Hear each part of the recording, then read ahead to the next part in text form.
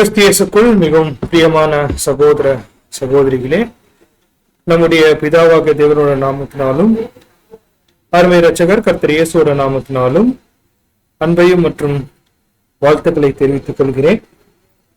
அன்பான சகோதர சகோதரிகளே, தேவனுடைய பெரிய கிருபையினால நாம் இந்த ஒரு வெளிப்படுத்தின விசேஷத்தை நாம் தியானிக்க தேவன் நமக்கு பெரிய கிருபை, இரக்கம், தயவு பாராட்டியிருக்கிறார். நம்முடைய பிதாவாகிய தேவனோட நாமத்தினாலும் கர்த்தர் இயேசுவோட நாமத்தினாலும் அன்பையும் மற்றும் வாழ்த்துக்களை மறுபடியுமாக உங்கள் மத்தியில் நான் தெரிவித்துக் கொள்கிறேன். அன்பான சகோதர சகோதரிகளே,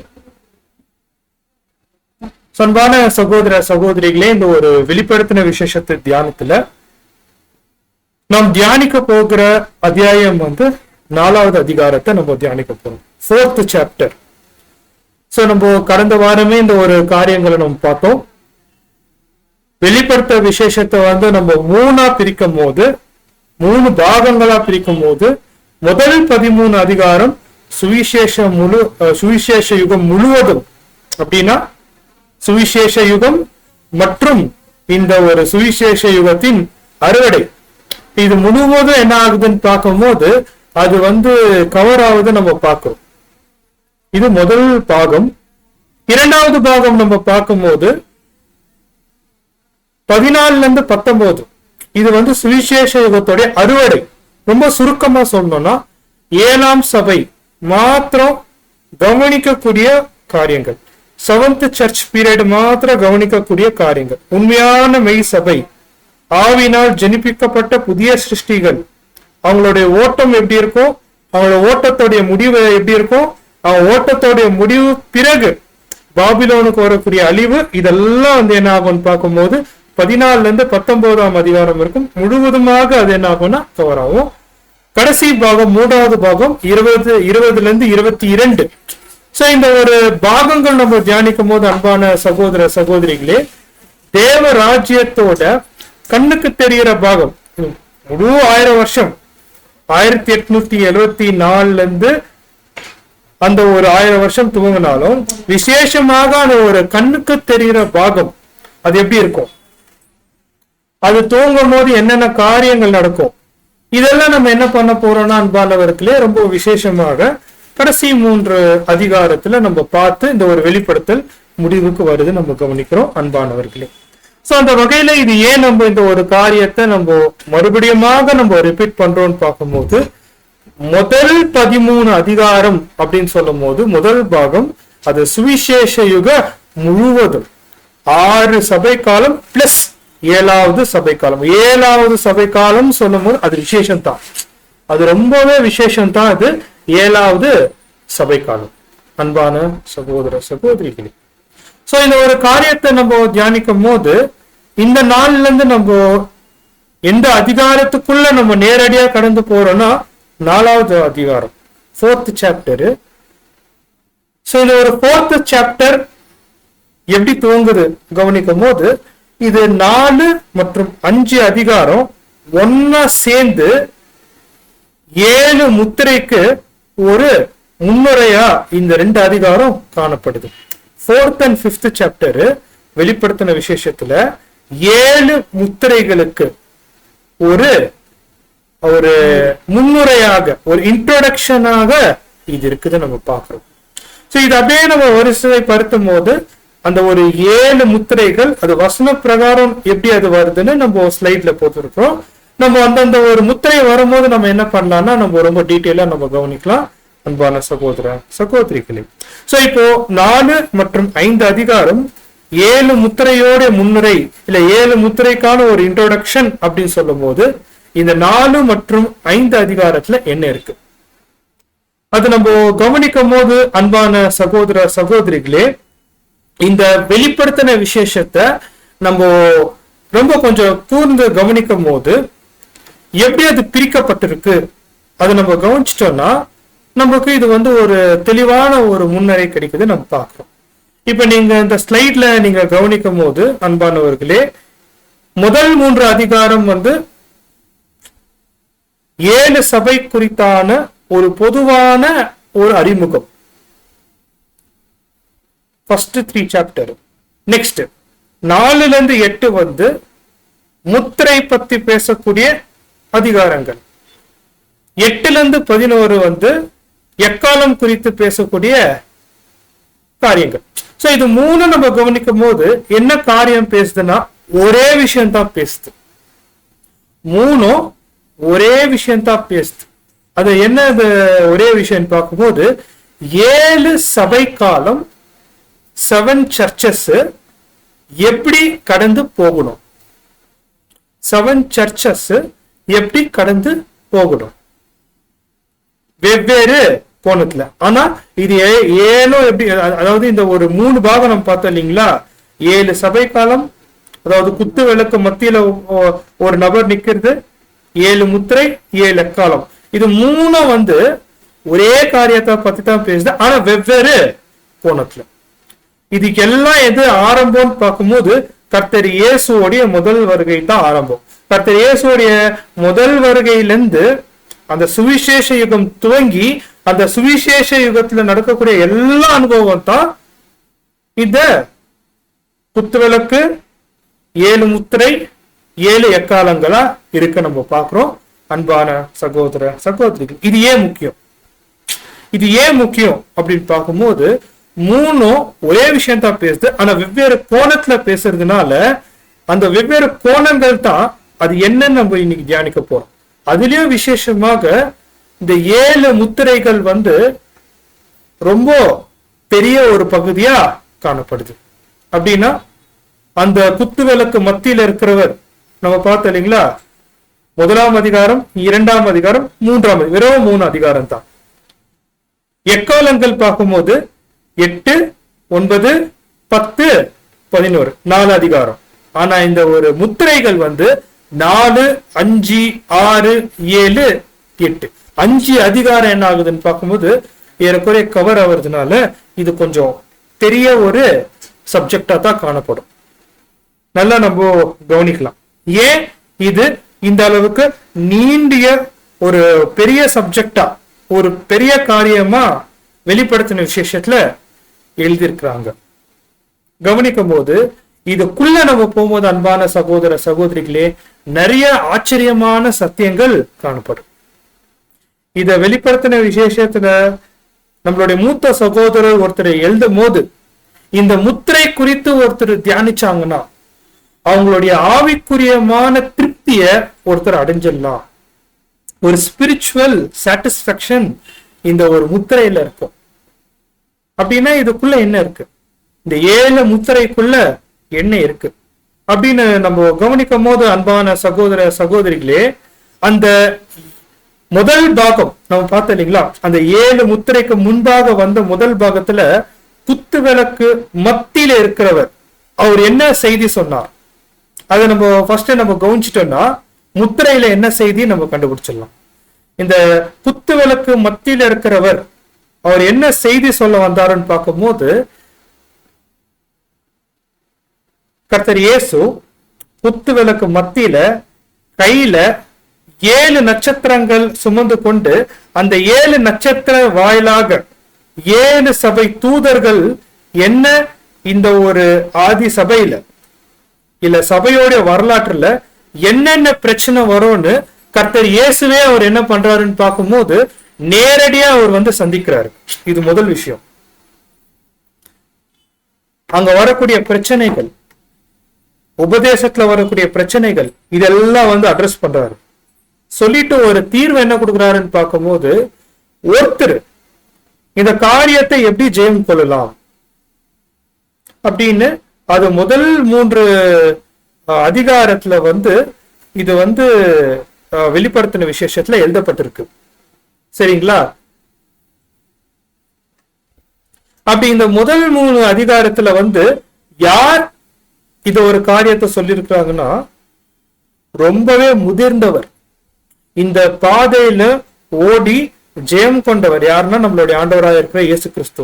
கர்த்தர் இயேசுவே என்ன பண்றாருன்னு பார்க்கும்போது இந்த ஒரு 7 காலகட்ட சபை அது எப்படி போகும், அந்த அனுபவத்துக்குள்ள எப்படி போகும், என்னென்ன துருபதேசம் உள்ள வரும், அந்த துரு உபதேசத்துல வந்து உண்மையான சபை அவங்களுடைய நிறை குறைகள் என்ன, ஒருவேளை அவங்க ஜெயம் கொண்டா அவங்களுக்கு கிடைக்கக்கூடிய ஆசீர்வாதம் என்ன?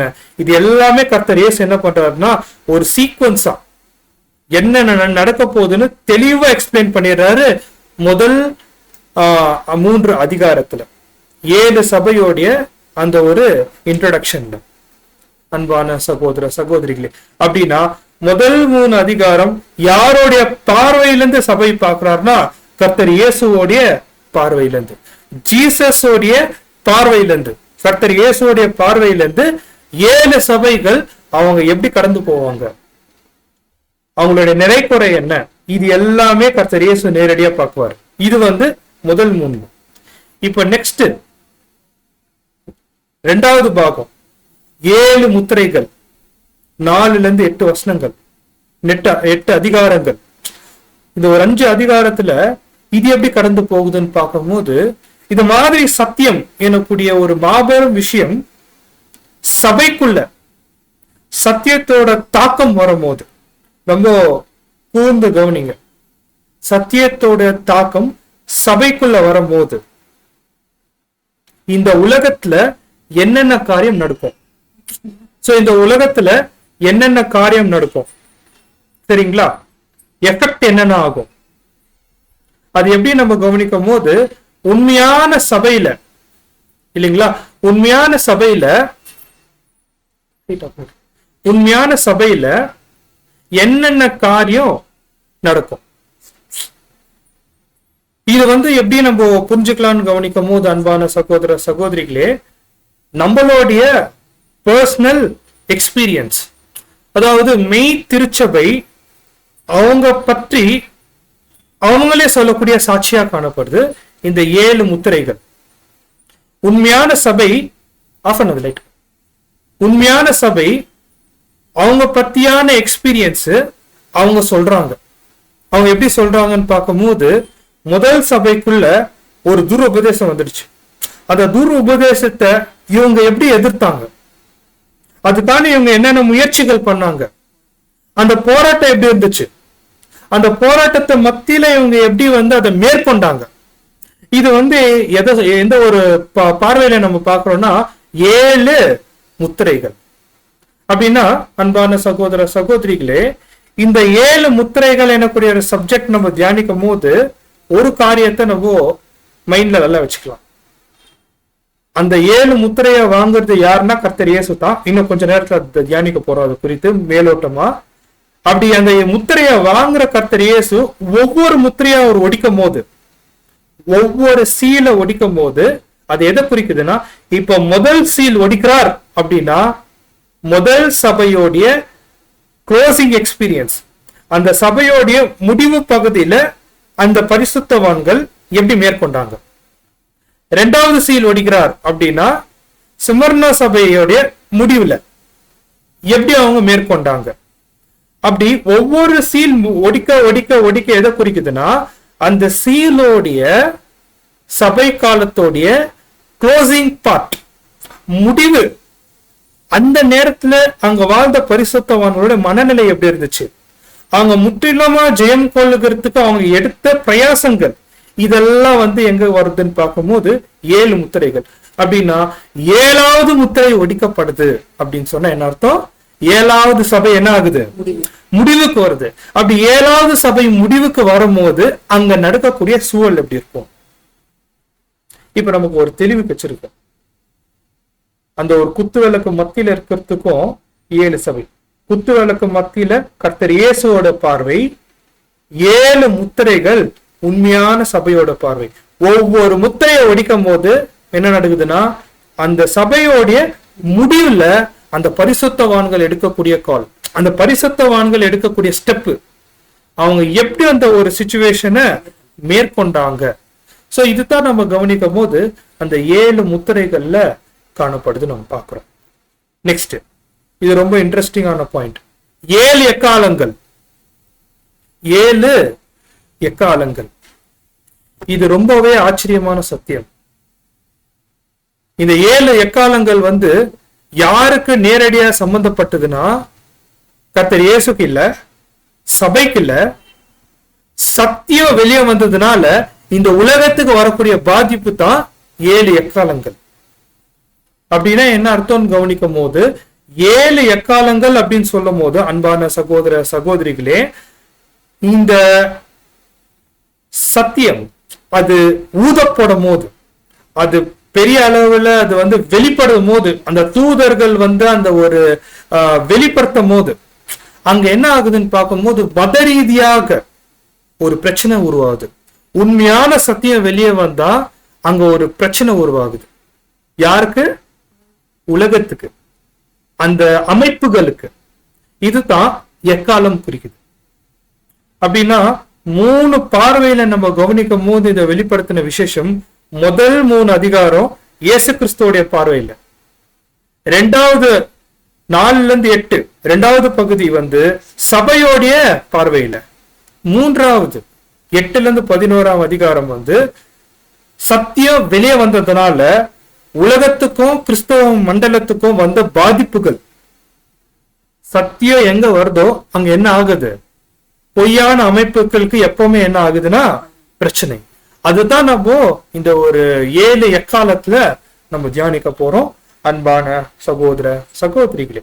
சோ இந்த ஒரு பிராட் பெர்ஸ்பெக்டிவ், இது இந்த ஒரு பார்வை என்னன்னா நம்ம இந்த வெளிப்படுத்தின விசேஷத்துல நம்ம தியானிக்கும் போது அதிகமா தேவைப்படுது. அப்படின்னா இந்த 3ல எது ரொம்ப முக்கியமா இருக்கு அப்படின்னு ஒரு கேள்வி கேட்டா நம்மளுடைய பதில் எதுவா இருக்கும்? கர்த்தர் இயேசுவோடைய பார்வையா, உண்மையான சபைய வாய்ப்புல இருக்கக்கூடிய நம்மளுடைய பார்வையா, உலகத்தோடைய பார்வையானா? 3மே முக்கியம் தான். இதுல ரொம்ப ரொம்ப ரொம்ப ரொம்ப முக்கியம்னா சபையோடைய பார்வை தான். ஏன்னா யார் சிச்சுவேஷன்ல இருக்கிறது, யார் அந்த அந்த ஒரு நிலையில இருக்கிறது, சபை தான், உண்மையான சபை தான். இப்போ இத 7 முத்திரைகள் நம்ம தியானிக்க போறோம் அப்படின்னு சொன்னோம்னா இது எப்படி போகணும்? சப்ஜெக்ட் நம்மளை பத்தி நம்மளே சாட்சி சொல்ல போறோம்.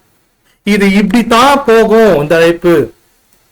அப்படி இந்த அழைப்பு முடியும் போது, விசேஷமாக 7th சீல் வெடிக்கும் போது என்ன நடக்கும்னு மிக ஆச்சரியமான சத்தியம் காணப்படுது. அது நம்மளால யோசனை பண்ண முடியாது. 7ஆம் முத்திரை உடைச்சாச்சு அப்படின்னு சொன்னா 7வது சபை என்ன ஆயிடுச்சு? முடிஞ்சாச்சுன்னு அர்த்தம். அப்படி 7ஆம் சபை முடிஞ்சாச்சுன்னா யாரு முடிஞ்சாச்சு? உண்மையான சபை முடிஞ்சாச்சு.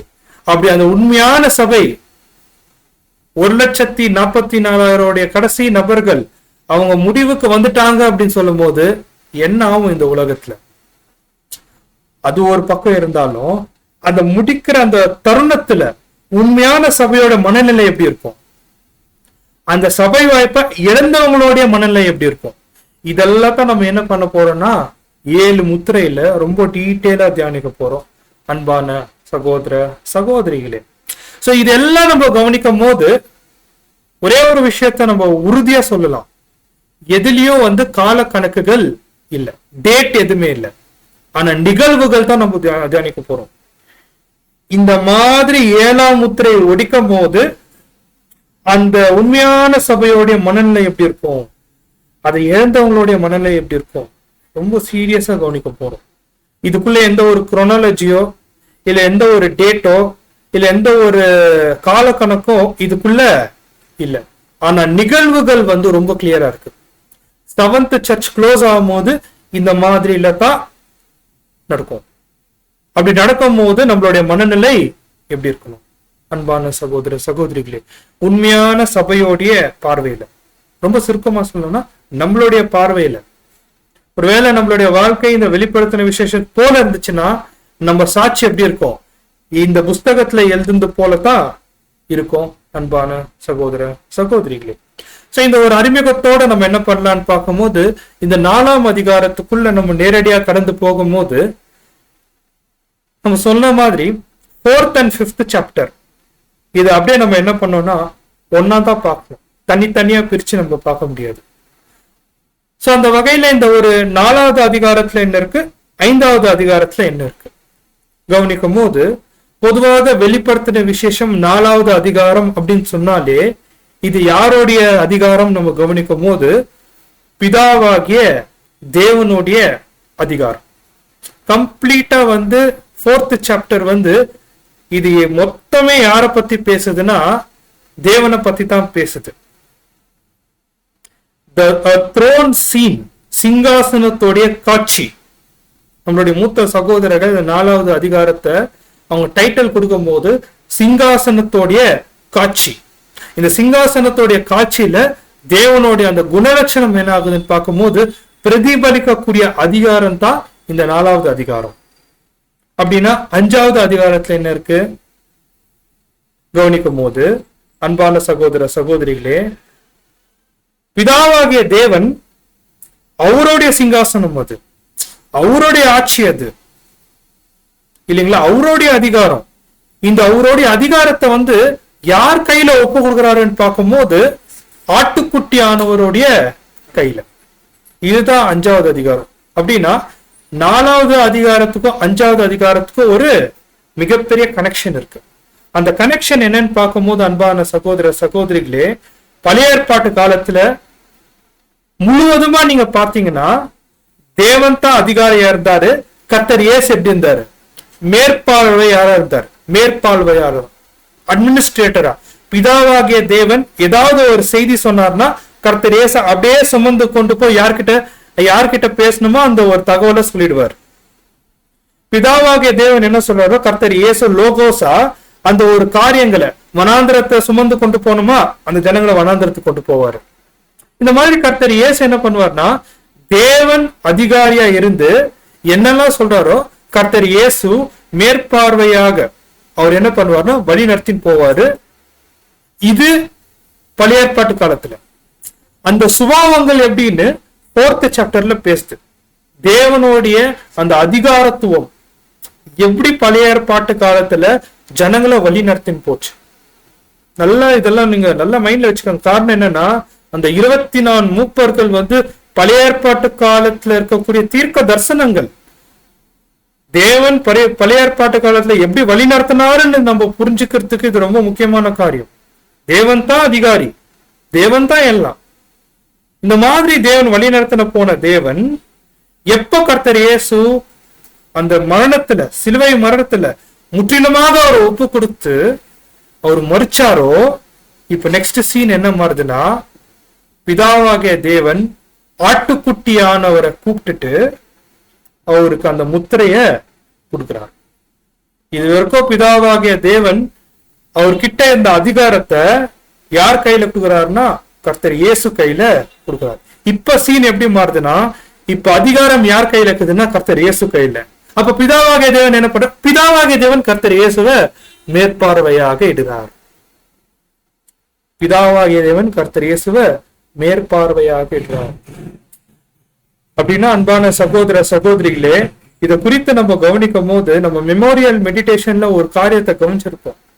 நமக்கான பாத்திரம் வரும்போது யார் அந்த பாத்திரத்தை ஊத்துவாங்கன்னா பிதாவாகிய தேவன் தான். ஆனா யாரோட மேற்பார்வையில? கர்த்தர் இயேசுடைய மேற்பார்வையில. கர்த்தர் பிதாவாகிய தேவன் கிட்ட இந்த நபருக்கு இவ்வளோ மாத்திரம் போதும், அந்த ஒரு பாத்திரத்துல பங்கு இவ்வளவு பாத்திரம் போதும்னா பிதாவாகிய தேவன் அவ்வளவுதான் என்ன பண்ணுவாரு? ஊத்துவார். அப்படின்னா முழு அதிகாரம், சபை பற்றியான முழு அதிகாரம் அது யார் கையில கொடுக்கப்பட்டிருக்குன்னா ஆட்டுக்குட்டியானவரோட கையில. யாரோட மேற்பார்வையில? பிதாவாகிய தேவனுடைய மேற்பார்வையால. இப்ப அந்த அதிகாரத்தை கர்த்தர் இயேசு என்ன பண்றாரு? பெற்றுக்கொள்றாரு. சோ இந்த ஒரு 4ஆம் அதிகாரம் 5ஆம் அதிகாரம் வந்து நம்ம கவனிக்கும் போது 4ஆம் அதிகாரத்துல தேவனுடைய குணலட்சணம் முழுவதுமா நம்ம பார்க்கிறோம். அந்த குணலட்சணத்தை கர்த்தர் இயேசு கையில அதிகாரமா இவர் என்ன பண்றாரு? பிதாவாகிய தேவன் கர்த்தர் கையில கொடுத்து கர்த்தர் இந்த 7 முத்திரைகளை ஒன்னா ஒடிக்கும் போது அந்த சபையோடைய அனுபவத்தை நம்ம கவனிக்கிறோம். அன்பான சகோதர சகோதரிகளே, பிரியமானவர்களே, நம்ம நினைக்கிற மாதிரி வெளிப்படுத்தின விசேஷம் இனிமேல வந்து சுலபமா போவோம் நம்ம என்ன பண்ண முடியாது, எதிர்பார்க்க முடியாது. கொஞ்சம் கஷ்டமா தான் போகும். அதுக்கும் ஒரு காரணம் இருக்கு. இனிமே வெளிப்படுத்தின விசேஷம் ரொம்பவே கஷ்டமா தான் போவோம். அதுக்கு ஒரு மிகப்பெரிய காரணம் இருக்கு. அந்த காரணம் என்னன்னா 4ஆம் அதிகாரம் 1ஆம் வசனத்திலே அதுக்கான காரணத்தை யோவான் அந்த தரிசனத்திலே சொல்லிடுறார். ஏன் இது இவ்வளவு சிரமமா இந்த ஒரு அதிகாரங்கள் இனிமே கடந்து போகணும், எவ்வளவு நாள் நம்மளால முடியுமோ அவ்வளவு நம்ம என்ன பண்ணலாம், உள் வாங்கிடலாம். ஒருவேளை ரெக்கார்டிங்ஸ் எல்லாம் இருக்கும், நம்ம மறுபடியும் கேட்டு புரிஞ்சுக்கலாம். தனிப்பட்ட தியானத்துல இன்னும் அதிகமா புரிஞ்சுக்கலாம். அன்பான சகோதர சகோதரிகளே, சோ இந்த ஒரு காரியத்தை நம்ம கவனிக்கும் போது இப்போ இது ஒரு பேக்ரவுண்ட் நம்ம தெரிஞ்சிச்சு. 4ஆம் அதிகாரம் எதுக்கு, 5ஆம் அதிகாரம் எதுக்கு. இப்போ அந்த முத்திரையுடைய ஆரம்பமாக 4ஆம் அதிகாரம் முதல் வசனத்தை நம்ம வாசிக்கலாம்.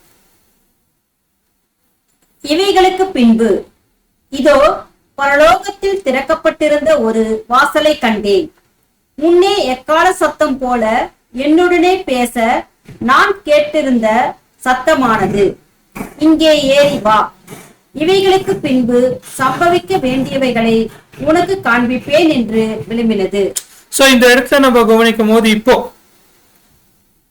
யோவான் என்ன பண்றாருன்னா ஒரு தரிசனத்தை பார்க்கிறார்.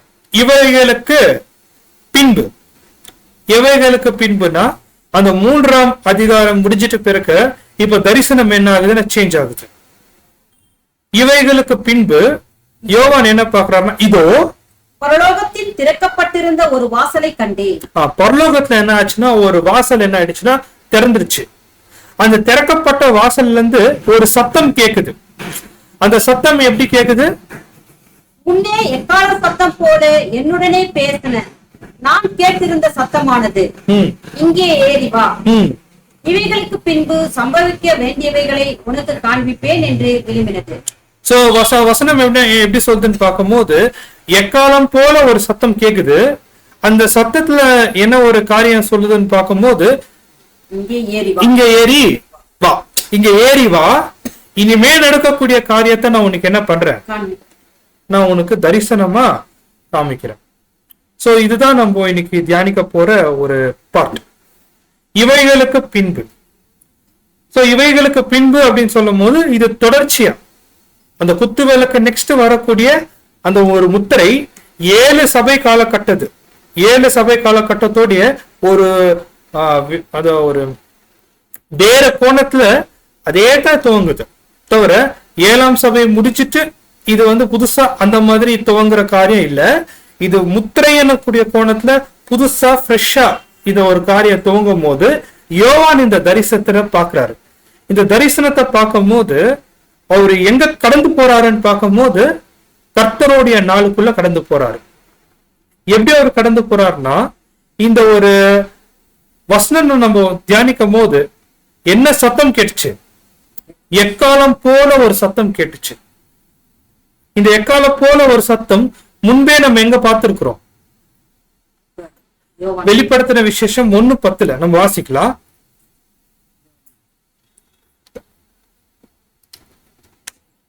கர்த்தருடைய நாளில் ஆவிக்குள்ளானேன். பாருங்க, கர்த்தருடைய நாளில் ஆவிக்குள்ளானேன். அப்பொழுது எனக்கு பின்னாலே எக்காலம் சத்தம் போன்று பெரிதான ஒரு சத்தம் கேட்டேன். ஆமா, இப்ப இங்க எக்காலம் சத்தம் அதே போலதான் அங்க ஒரு எக்காலம் சத்தம் கேட்டுச்சு. அப்படின்னா இது என்ன அர்த்தம்னு பார்க்கும் போது மறுபடியுமாக ஒரு புதிய தரிசனத்தை யோவான் பார்க்கும் போது மறுபடியும் அவர் எதுக்குள்ள போயிட்டாரு, கர்த்தருடைய நாளுக்குள்ள போயிட்டாரு. கர்த்தருடைய நாள் இப்ப நமக்கு தெரியும். கர்த்தருடைய நாள்னா என்ன, அந்த 1000 வருஷம் அரசாட்சி தான் கர்த்தருடைய நாள். அப்படின்னா இப்ப இருக்க யோவான் இந்த தரிசனத்தை பார்க்கும் போது எங்க இருப்பாங்கன்னா அந்த 1000 இயர்ஸ்க்குள்ளதான் இருப்பாங்க. அந்த 1000 வருஷத்துக்குள்ள யோவான் என்ன பண்ணிட்டாங்கன்னா அந்த ஒரு தரிசனத்துக்குள்ள அவங்க பார்க்கும் போது என்ன நடக்குதுன்னா இவைகளுக்கு பின்பு இதோ பாசிங்க, இதோ பரலோகத்தில் திறக்கப்பட்டிருந்த ஒரு வாசலை கண்டேன். இப்ப பரலோகத்துல ஒரு வாசல் என்ன இருக்குன்னா திறக்கப்பட்டிருக்கு. என்னது, பரலோகத்துல இருந்து ஒரு வாசல் திறக்கப்பட்டிருக்குன்னா இது என்ன குறிக்குதுன்னு நம்ம கவனிக்கும் போது இந்த பெரிதான அழைப்பு, இந்த மாபெரும் அழைப்பு என்ன இருக்குன்னா பரலோகத்தின் வாசல் என்ன இருக்கு, திறக்கப்பட்டிருக்கு. அப்படின்னா இன்னமும் ஆவிக்குரிய நிலை திறக்கப்பட்டிருக்கு. ஆவினால் ஜெனிப்பிக்க கூடிய பரிசுத்தவான்களுக்கான வாய்ப்பு என்ன இருக்கு, திறக்கப்பட்டிருக்கு. முன்னே எக்கால சத்தம் போலே ம். என்னுடனே பேச நான் கேட்டிருந்த சத்தமானது, ம். இங்கே ஏறி வா, ம். இவைகளுக்கு பின்பு சம்பவிக்க வேண்டியவைகளை உனக்கு காண்பிப்பேன் என்று விரும்பினது. சோ இந்த ஒரு காரியத்தை நம்ம யோவான் என்ன பண்றோம்னா, இப்ப யோவான் வகுப்பாரு 1000 வருஷத்துக்குள்ள போயிட்டு நம்ம என்ன பண்றோம்னா, அந்த பரலோகத்தின் வாசல் இன்னும் நம்மளுடைய அழைப்பு திறந்திருக்கிறதுனால வெளிப்படுத்தின விசேஷத்துல இருக்கிற எல்லா காரியமும் நம்ம தியானிக்கிறோம். இப்படி தியானிக்க முயற்சி செய்யும் போது அன்பான சகோதர சகோதரிகளே, இதை நம்ம எப்படி பார்க்கணும், இது எப்படி நம்ம பார்க்கணும் அப்படின்னு நம்ம கவனிக்கும் போது, இந்த சுவிசேஷ யுகம் எப்படி துவங்கப்பட்டது, எப்படி இந்த ஒரு காஸ்பல் ஏஜ் ஸ்டார்ட் ஆயிருக்கு, இந்த பரலோகத்தின் அழைப்பு, இந்த சுவிசேஷ யுகம் எப்படி திறக்கப்பட்டிருக்குன்னு 4ஆம் அதிகாரம் முதல் வசனத்துல இதோ வாசல் திறக்கப்பட்டிருக்கு. அங்க எக்காலம் ஊத ஒரு சத்தம் கேக்குது, நீ என்ன பண்ண, ஏறி வா. அப்படின்னா இந்த ஒரு சுவிசேஷ யுகம் முழுவதும் பரம அழைப்பு என்ன இருக்குன்னா திறக்கப்பட்டிருக்கு. இந்த பரம அழைப்புக்குள்ள யாரெல்லாம் உள்ள வர விரும்பினா யார் மூலியமா வரலாம், கர்த்தர் இயேசு மூலியமாக இந்த பரம அழைப்புக்குள்ள என்ன ஆகலாம்னா உள்ள வரலாம். ஏன்னா இந்த ஒரு இன்விடேஷன் இதுக்கு முன்னாடி இருந்த யூத யுகத்துல இல்ல. அங்க என்ன இருந்துச்சு, யூத யுகத்துல நியாயப்பிரமாணம் இருந்துச்சு. அந்த நியாயப்பிரமாணத்தை ஒருத்தர் கிரியாக செஞ்சா அவங்களுக்கு ஜீவன் கிடைக்கும். ஆனாலும் அங்க யாருமே என்ன பண்ண முடியல, செய்ய முடியல. அதனால யாருக்குமே அங்க என்ன ஆகல, பயன்படல. இப்ப நெக்ஸ்ட் என்ன ஆகுதுன்னா, ஒரு மாபெரும் யுகம் மாற்றத்துக்குள்ள கடந்து போகுது. அதாவது யூத யுகத்துல இருந்து சுவிசேஷ யுகம் கடந்து போறதுனால கிருபையும் சத்தியமும் என்ன ஆயிடுச்சு, வந்துச்சு. அதனால ஒரு மாபெரும் அழைப்பு என்ன ஆகுதுன்னா திறக்கப்படுது. இது ஒரு டிஸ்பென்சேஷன் ட்ரூத். அந்த முத்திரை அந்த ஒரு இன்ட்ரோடக்ஷன் என்னன்னு பார்க்கும் போது, ஒரு யூத யுகத்துல இருந்து சுவிசேஷ யுகம் அது அப்படியே திறக்கப்படும் போது, அந்த திறக்கப்படும் போது நடந்த முதல் நிகழ்வு என்னன்னா, பரலோகத்தோடைய வாசல் என்ன ஆயிடுச்சு, திறக்கப்பட்டுச்சு. பெந்தெகோஸ்த் நாள் அன்னைக்கு என்ன ஆயிடுச்சு, திறக்கப்பட்டுச்சு. யாரெல்லாம் ஸ்பிரிட் பிகாட்டன், ஆவினால் ஜெனிப்பிக்கப்பட்டவர்கள் இந்த அழைப்புக்குள்ள வர விரும்பினால் அவங்க என்ன பண்ணலாம், தாராளமாக வரலாம். ஆனா அன்பான சகோதர சகோதரிகளே, ஒரு காரியத்தை நம்ம கவனிக்கலாம். இந்த 4வது அதிகாரம் யார பத்தியான அதிகாரம், தேவன் பத்தியான அதிகாரம். இப்ப தேவன் பத்தியான அதிகாரத்துக்கும் நம்ம இந்த அழைப்புக்குள்ள வர்றதுக்கும் என்ன சம்பந்தம் இருக்கு? ஒரு மிகப்பெரிய கேள்வி நம்ம கேட்கும் போது இதுதான் சத்தியம். என்ன சத்தியம் நம்ம கவனிக்கும் போது அன்பான சகோதர சகோதரிகளே, இவைகளுக்கு பின்புன்னு யோவான் காமிக்கிறாரு. அதாவது யோவானுக்கு ஒரு தரிசனம் காட்டப்படுதுன்னா அந்த தரிசனத்துல யார குறித்து காட்டப்படுது, பிதாவாகிய தேவன் குறித்து காட்டப்படுது. அப்படின்னா ஒருத்தருக்கு பிதாவாகிய தேவன் யாருன்னு தெரியணும்னா அவங்க எப்படி இருக்கணும், அவங்க இந்த அழைப்புக்குள்ள வந்தாதான் பிதாவாகிய தேவன் யாருன்னு வெளிப்படுத்தப்படும். அப்படின்னா இனிமே வரக்கூடிய அதிகாரம் யாருக்கு மாத்திரம் கவனிக்கும் போது, யாரெல்லாம் ஆவினால் ஜெனிப்பிக்கப்பட்டிருக்கிறாங்களோ, உண்மையான சுத்தமான இருதயத்துல முழுமையா அர்ப்பணிக்கப்பட்டு ஆவினால் ஜெனிப்பிக்கப்பட்டிருக்கிறாங்களோ அவங்களுக்கு தான் 4th சாப்டர்ல இருந்து ஸ்டார்ட். அதுக்கு முன்னாடி இந்த காரியம் அது எப்படி பார்க்கப்படுதுன்னா, இது ஒரு இங்கிலீஷ் வாசகம் நம்ம வாசிக்க கேட்போம். Note that the first after these things occurs before I looked. The second after these things occurred after I looked. This helps with our interpretation. Thus the first usage is, after my encounter with the 7 churches, I looked at something else. The second usage is, after I learned about a special open door, and after I was invited to a heavenly calling, and I accepted, I was spirit begotten. So இந்த ஒரு வாசகத்தை நம்ம வாசிக்கும் போது சகோதரர் குறிப்பிட்டு என்ன சொல்றாங்கன்னா, இதுக்கு முன்னாடி நம்ம பார்த்த தரிசனம் முதல் 3 அதிகாரத்துல பார்த்த தரிசனத்துக்கும் இனிமே பார்க்கக்கூடிய தரிசனத்துக்கும் என்ன வித்தியாசம் சொல்லும் போது, இதுக்கு முன்னாடி பார்த்த தரிசனங்கள் நம்மளுடைய மகா பரிசுத்தமான விசுவாசம். அப்படின்னா ரொம்ப சிம்பிளா சொல்லணும்னா, நம்ம பேசிக் கிளாஸ்க்குள்ள வரோம் இல்லைங்களா, பேசிக் கிளாஸ்ல என்னெல்லாம் உபதேசம் பைபிள்ல எழுதப்பட்டிருக்கு, அது எப்படி சீர்குலைஞ்சிச்சு சொல்லக்கூடிய ஒரு மேலோட்டமான பார்வை தான். ஆனா முத்திரை எப்ப துவங்குதோ, அந்த முத்திரை பத்தி ஒருத்தர் புரிஞ்சுக்கணும், முத்திரை பத்தி ஒருத்தர் தெரிஞ்சுக்கணும்னா ஃபர்ஸ்ட் யாரை தெரிஞ்சுக்கணும்? பிதாவாகிய தேவனை தெரிஞ்சுக்கணும். அப்படின்னா விதர் இது என்ன விதர், இது ஒரு மாதிரி புரியாத ஒரு புதிரா இருக்கேன்னு, புரியாத ஒரு புதிர் தான். ஏன்னா ஃபர்ஸ்ட் நம்ம பிதாவாகிய தேவனை எப்போதான் நம்ம சரியா புரிஞ்சுக்கணும்னா, எப்போ நம்ம அர்ப்பணிச்சோமோ அப்போதான். அர்ப்பணிக்கிறதுக்கு முன்னாடி அது கதை வேற. சத்தியம் நம்ம கேட்ட அது ஒரு மனப்பக்குவம் வேற. எப்ப நம்ம கான்சென்ட்ரேட் பண்ணிட்டோமோ, இதுக்கு மேல டைரக்ட் டீலிங் யார் கூட தான்? பிதாவாகிய தேவன் தான். அவர் பிரிச்சு இனிமே நம்ம என்ன செய்ய போறோம்னு யார் நேரடியா நமக்கு சொல்லி கொடுக்குறாரு? கர்த்தர் இயேசு மூலியமாக பிதாவாகிய தேவன் தான். இனிமே கர்த்தர் இயேசுவை நம்ம என்ன பிதாவாகிய தேவனை பத்தி அதிகமா தெரிஞ்சுக்கிற காரணம் என்னன்னா, யாரோட தெய்வீக திட்டம்? பிதாவாகிய தேவனுடைய தெய்வீக திட்டத்துல, அவருடைய திட்டத்துல நம்ம என்ன பண்ண போறோம், புரிஞ்சு நம்ம செய்ய போறோம் அப்படின்னு சொல்லும் போது தான் இந்த வெளிப்படுத்தின விசேஷத்தோட 4ஆம் அதிகாரம் முதல் வசனத்துல கொடுக்கக்கூடிய முதல் கிரைட்டீரியா என்னன்னா, போன தரிசனத்துல நீங்க பாத்தீங்க, கத்துக்குனீங்க, உங்களுக்கு ஒரு அழைப்பு வருது. என்ன அழைப்புனா, அர்ப்பணிக்கிறீங்களா? தேவனுக்காக அர்ப்பணிக்கிறீங்களா? ஆமாம் அர்ப்பணிக்கிறேன் நம்ம உள்ள வந்துட்டு போயிருக்க. எப்போ நம்ம ஆவினால் ஜெனிப்பிக்கப்பட்டோமோ அப்பத்துல இருந்து தான் பிதாவாகிய தேவனுடைய உண்மையான ரூபத்தை நம்ம என்ன பண்ண போறோம், தெரிஞ்சுக்க போறோம். அப்படின்னா இதுக்கு முன்னாடிலாம் நம்ம ஒன்னும் தெரிஞ்சுக்க முடியாது. வெறும் தேவன் இழுத்தார், அவ்வளவுதான். கர்த்தர் இயேசு மூலமா இழுத்துட்டாரு. இனிமே நம்மளுடைய டைரக்ட் ஆக்ஷன், நம்மளுடைய நேரடி மேற்பார்வை கர்த்தர் இயேசு மூலியமாக பிதாவாகிய தேவனுடைய மேற்பார்வை முழுவதுமா யார் மேல விழுது? உண்மையான சபை மேல விழுது. அதுதான் யோவான் என்ன பண்றாருன்னா, அந்த வாசலை திறக்கிறாரு, எக்காலம் போல சத்தம் வருது, அந்த ஏறி வா அப்படின்னு கர்த்தர் இயேசுடைய சத்தம் கேட்கும் போது இவர் அப்படியே மேல ஏறி போறாரு. அந்த தரிசனத்தை பார்த்து போறாரு மேல. அங்க மேல போகும்போது அவர் என்னத்தை தான் பாக்குறாருன்னா, சர்வ வல்லமை உள்ள தேவனுடைய குணலட்சணம்.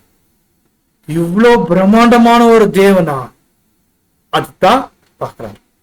அப்படின்னா இந்த ஒரு காரியத்தை ஒருத்தர் கவனிக்கணும், பார்க்கணும் அப்படின்னு சொல்றோம்னா, அர்ப்பணிக்கப்பட்டவர்களால மாத்திரம்தான் முடியும். ஓலி ஆர் சாக்டிஃபைட் கான்செப்ட், இதெல்லாம் ஒரு பரிசுத்தமும் ஒரு சுத்திகரிக்கப்பட்ட ஒரு காரியங்கள். இது வெறும் கான்சிகரேட்டடுக்கு மாத்திரம்தான் புரியும். அர்ப்பணிக்கலன்னா கண்டிப்பா இந்த கிளாஸ் உங்களுக்கு கிடையாது. அர்ப்பணிச்சிட்டீங்கன்னா தயவு செய்து இந்த கிளாஸ் மிஸ் பண்ணிடாதீங்க. என் பிதாவாகிய தேவன் இனிமே வரக்கூடிய காரியத்தை அவர் மேற்பார்வையாக நமக்கு கொண்டு வராரு. நான் என்னெல்லாம் என்னோட திட்டத்தை செய்ய போறேன், இந்த திட்டம் உன் கையில இருக்கு, ஃபுல் பிளான் உன் கையில கொடுத்துட்டேன், நீ எக்ஸிக்யூட் பண்ணிட்டு உன்னுடைய சாட்சியை நீ முத்திரையா சொல்லு. அவ்வளவுதான் சப்ஜெக்ட். அப்படின்னா வரக்கூடிய காரியத்துல நம்ம கவனிக்கும் போது, அன்பான சகோதர சகோதரிகளே, ஒவ்வொரு வசனமும் நம்ம கவனிக்கும் போது நேரடியா நம்ம என்ன புரிஞ்சுக்கிறோம்னா, பிதாவாகிய தேவன் எனக்கு என்ன சொல்ல போறாரு, நான் இந்த தெய்வீக திட்டத்துல நான் என்ன செய்யணும், அவர் சொல்லுவாரு நான் செய்யணும், அவர் சொல்லுவாரு நான் செய்யணும். இப்படிதான் யோவான் என்ன பண்றாருன்னா, அந்த தரிசனத்தை பார்த்து அப்படியே மேலவான்னு சொல்லும் போதே, இதுக்கப்புறம் நான் உங்களுக்கு சொல்ல வர காரியத்தை நான் காமிக்க போறேன்னு சொல்லும் போது யோவான் அப்படியே மேல பார்த்து என்ன ஆகுறாரு, போயினே இருக்கிறாரு. போகும்போது என்ன ஆயிட்டாருன்னா 4:2 வாசிக்கலாம். உடனே ஆவிக்குள்ளானேன், அப்பொழுது இதோ வானத்தில் ஒரு சிங்காசனம் வைக்கப்பட்டிருந்தது, அந்த சிங்காசனத்தின் மேல் ஒருவர் வீற்றிருந்தார். இப்ப என்ன நடக்குதுன்னு பார்க்கும்போது, அவர் அப்படியே பார்த்துக்கும் போது ஆவிக்குள்ள ஆனேன்னா, இனிமே நம்ம தியானிக்கக்கூடிய ஒவ்வொரு விஷயம் ஆவிக்குரியவன் ஆவிக்குரிய ஆவிக்குரியது மாத்திரத்தான் புரிஞ்சுக்குவார். ஒருவேளை நம்ம மாம்ச சிந்தையில உக்காந்துட்டு இந்த வெளிப்படுத்தின விசேஷத்தை நம்ம தேய்ச்சோம்னா ஒண்ணுமே புரியாது, ஒண்ணுமே புரியாது. ஏன்னா அந்த அளவுக்கு அடியாளம் நிறைஞ்ச ஒரு புஸ்தகமா இருக்கு. இப்போ நம்மளுடைய மைண்ட் எப்படி போயிட்டோம்னா, கர்த்தருடைய நாளுக்குள்ள தேவனுடைய மைண்ட், நம்மளுடைய மைண்ட், கர்த்தர் இயேசுடைய மைண்ட், 3 மைண்டும் ஒரே ஸ்பிரிட்ல இருந்தாதான், ஒரே சிந்தையில இருந்தாதான் ஆவிக்குரியவன் ஆவிக்குரியதை மாத்திரம் அவன் கவனிக்குவார்னு சொல்லும் போது அப்போதான் இந்த ஒரு வெளிப்படுத்தின விசேஷம் என்ன ஆகும் புரியும். இப்போ அந்த கர்த்தரோட நாளுக்குள் ஆவிக்குள்ளானேன்னு சொல்லும் போது நெக்ஸ்ட் என்ன நடக்குது கவனிக்கும் போது, அன்பான சகோதர சகோதரிகளே, இந்த ஒரு 4th சாப்டர் விசேஷமாக எது நமக்கு விவரித்து சொல்ல போகுது அப்படின்னு சொல்லும் போது, நம்ம கடந்த 2 சாப்டர்ல நம்ம என்ன கவனிச்சோம்னா, கர்த்தர் இயேசு ஒவ்வொரு சபையோட முடிவுக்கு என்ன சொல்றார், ஜெயம் கொள்ளுகிறவரை எவனோ, ஜெயம் கொள்ளுகிறவரை எவனோ, ஜெயம் கொள்ளுகிறவர் எவனும் சொல்லுவாரு. ஆனா இந்த 4ஆம் அதிகாரத்துல யார் ஜெயம் கொள்வார்கள் என்று தீர்மானிக்கப்படுது. ஜெயம் கொண்டா அவங்களுக்கு கிடைக்கக்கூடிய ஆசீர்வாதத்தை கர்த்தர் முன்னாடி சொல்லிட்டாரு. ஆனா இந்த 4th சாப்டர்ல தான் யார் ஜெயம் கொள்வார்கள் என்று தீர்மானிக்கப்படுதுன்னா, அப்ப இந்த ஒரு சாப்டர் நம்ம தியானிக்கும் போது யார் ஜெயம் கொள்வார்கள் கண்டுபிடிக்க முடியுமா, முடியாதா? கண்டிப்பா கண்டுபிடிக்க முடியும். ஏன் இந்த ஒரு அதிகாரம் இவ்வளவு டஃபா இருக்கு சொல்லுங்க பார்க்கலாம். ஒருவேளை நம்ம பேசும்போது புரியுது, எனக்கே அந்த சிரமம் தெரியுதுன்னா உங்களுக்கு அந்த சிரமம் இருக்கும். காரணம் என்ன சொல்லுங்க பார்க்கும்போது, இது நம்மளை பத்தி சாட்சி சொல்ல போறோம். மத்தவங்க பத்தினா நம்ம ஈஸியா சொல்லிடலாம், பாபிலோன் இதெல்லாம் தப்பு செஞ்சாங்க, அந்த உலகம் இப்படி அழிய போகுது, கர்த்தர் இயேசு நமக்கு இவ்வளவு குறை சொன்னாரு, அதெல்லாம் நம்ம சொல்லிடலாம். நீங்க உங்களை பத்தி நீங்க சாட்சி சொல்லுங்கன்னு சொல்லும் போது என்னை பத்தி நான் என்ன சொல்லுவேன் அப்படின்னு ஒரு கேள்வி வருது பாத்தீங்களா. இந்த அதிகாரம் முழுவதுமா எப்படி இருக்குன்னு பார்க்கும்போது, நம்மளை குறித்து தேவனுடைய தெய்வீக திட்டம் என்ன, சோ அதுதான் நம்ம என்ன பண்ண போறோம்னா தியானிக்க போறோம். அன்பான சகோதர சகோதரிகளே, சோ நம்ம என்ன பண்ணலாம்னு பார்க்கும்போது நிறைய காரியங்கள் இருக்குது. இப்போ நம்ம சுருக்கமா இன்னைக்கு பார்த்த காரியங்கள் நம்ம சுருக்கமா பார்த்து நம்ம முடிக்கலாம். முதல் காரியங்கள் நம்ம என்ன பார்த்தோம்னா, அன்பான சகோதர சகோதரிகளே, அந்த முத்திரை யார குறித்து பேசுதுன்னா சபை குறித்தான சாட்சி. ஃபர்ஸ்ட் நம்ம அந்த ஒரு 7 சபைகள் பார்த்தோம் இல்லைங்களா, அது கர்த்தர் இயேசுவோடைய பார்வை. முத்திரை நம்ம பற்றியான சாட்சி. எக்காலம் இந்த அமைப்புகள் எப்படி அழிய போகுது அதை பற்றியான ஒரு கோணத்தை நம்ம பார்த்தோம். அதை தொடர்ந்து இந்த ஒரு 4ஆம் அதிகாரம் முதல் வசனத்துல நம்ம பார்த்த முக்கியமான காரியம் என்னன்னா, இந்த சுவிசேஷ யுகம், இந்த பரம அழைப்பு திறக்கப்பட்டது. இந்த பரம அழைப்பு திறக்கப்படும் போது என்ன நடந்துச்சுன்னா, அன்பான சகோதர சகோதரிகளே, ஒரு மாபெரும் அழைப்பு, ஆவினால் ஜெனிப்பிக்கப்படக்கூடிய வாய்ப்பு உள்ள எல்லாம் வரலாம். அப்படி உள்ள வரவங்க அவங்க யார முதல் தெரிஞ்சுக்கணும்னு பார்க்கும்போது பிதாவாகிய தேவனை. இது வரைக்கும் பிதாவாகிய தேவனை அவங்க மேலோட்டமா தெரிஞ்சுக்கிறாங்க. எப்போ அர்ப்பணிச்சுட்டு ஆவிக்கு அந்த ஒரு ஆவினால் ஜெனிப்பிக்கப்பட்டு அவங்க இந்த அழைப்புக்குள்ள வரும்போது இனிமே அவங்க முழுமையா யாரத்தான் கவனிக்கணும், பிதாவாகிய தேவனை தான் கவனிக்கணும். அப்படி கவனிக்கும் போது அவங்களுடைய மனநிலை எப்படி இருக்கணும்னா, முற்றிலுமாக ஆவிக்குரியவன் ஆவிக்குரிய விஷயத்தை தான் சிந்திக்கணும். தேவன் இன்னைக்கு நமக்கு என்ன சொல்றாரோ அது அப்படியே நம்ம என்ன பண்ணணும்னா எக்ஸிக்யூட் பண்ணணும். சோ அதுதான் நம்ம இந்த ஒரு 4ஆம் அதிகாரம் 1ஆம் வசனத்துல பார்த்தோம். 2வது வசனத்தோடைய பாதி தான் பார்த்தோம். நம்ம அடுத்த வாரம் நம்ம என்ன கவனிக்கலாம்னா, அந்த சிங்காசனத்தோடைய காட்சி எப்படி இருக்கு, அந்த சிங்காசனத்தோடைய அந்த ஒரு அடியாள பாஷையில காணப்படுற ஒவ்வொரு அர்த்தங்கள் எப்படி இருக்கு, இதெல்லாம் நம்ம என்ன பண்ணலாம்னா நம்ம அடுத்த வாரம் டீட்டெயிலா தியானிக்கலாம். அன்பான சகோதர சகோதரிகளே, தேவன் தாமே ஆசீர்வதிப்பாராக.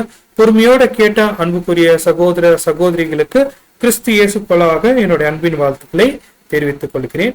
அன்பானவர்களே, ஒரு சின்ன வேண்டுகோள் என்னன்னு பார்க்கும்போது, இனிமே வரக்கூடிய ஒவ்வொரு அதிகாரத்தையும் நம்ம ரெக்கார்டிங்ஸை மறுபடியும் நீங்க கேளுங்க.